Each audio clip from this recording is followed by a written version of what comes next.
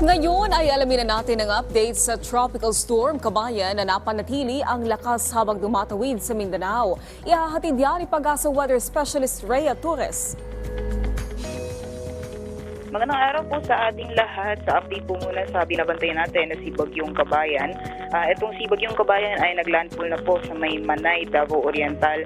At as of 10 a.m. po ay nasa vicinity po siya ng Caraga, Davao Oriental. Yung maximum sustained winds niya naman po ay nasa 55 kilometers per hour malapit sa gitna at pagbugso na umaabot na 90 kilometers per hour and almost stationary or wala masyadong pagkilos yung itong si Bagyong Kabayan.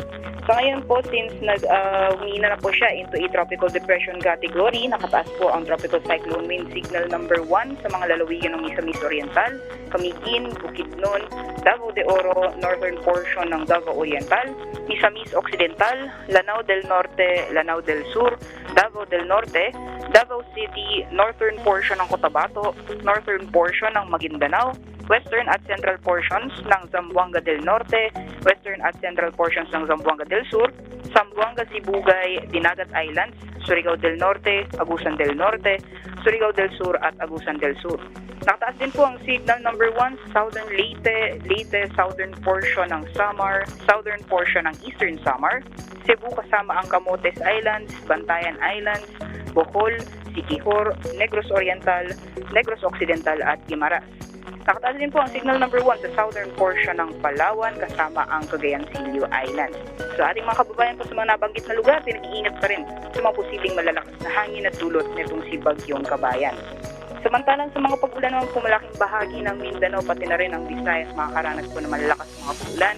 So pinag-iingat pa rin po yung ating mga kababayan dahil posible pa rin yung mga pagbaha pati na rin yung landslides dulot ng malakas na mga pag-ulan. At sa kalagayan po ng ating karagatan, nakataas pa rin ng gale warning sa ilang baybayin ng Northern Luzon pati na rin sa silangang baybayin ng ating bansa pati na rin sa Central Visayas. Kaya as much as possible po ay pinapayuhan po natin yung may mga maliit na sakyang pandagat na kung maaari ay wag po muna tayong pumalaot dahil inaasahan ang maalon na karagatan.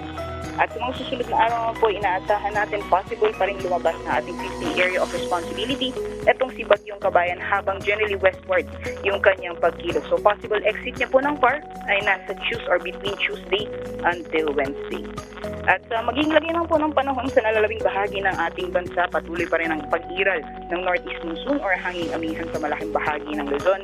So for Metro Manila as well as large portions ng Luzon, makakaranas pa rin po ng mga isolated may mga pag-ulan, although magpapatuloy pa rin yung maulap na papuri na may kasamang mga pag-ulan sa ilang bahagi ng Cagayan Valley, pati na rin sa Cordillera Administrative Region.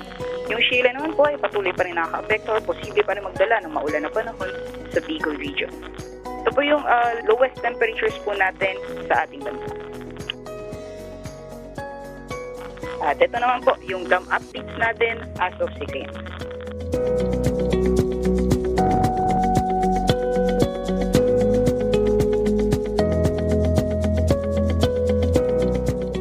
Yan po muna latest mula dito sa Pag-asa Weather Forecasting Center. Rhea Torres po, magandang araw at ingat po tayong lahat.